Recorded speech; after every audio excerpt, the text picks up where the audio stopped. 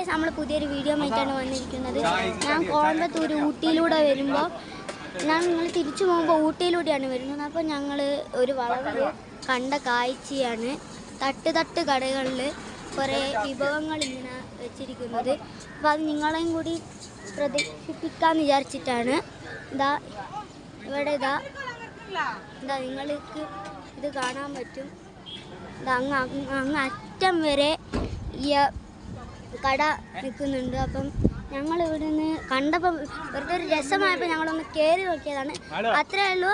അപ്പം എല്ലാവരും ലൈക്ക് ചെയ്യുക, ഷെയർ ചെയ്യുക. അപ്പം ഊട്ടിയിൽ വരുമ്പോൾ ഈ കടകളിൽ കയറാൻ മറക്കരുത്.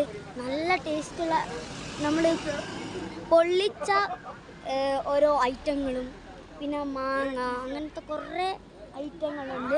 ഗോലി സോഡ വെച്ചിട്ടില്ലെങ്കിൽ ഇവിടെ ഗോലി സോഡ, അങ്ങനെ പലതരം ഐറ്റങ്ങളുള്ള സ്ഥലമാണ്. അപ്പം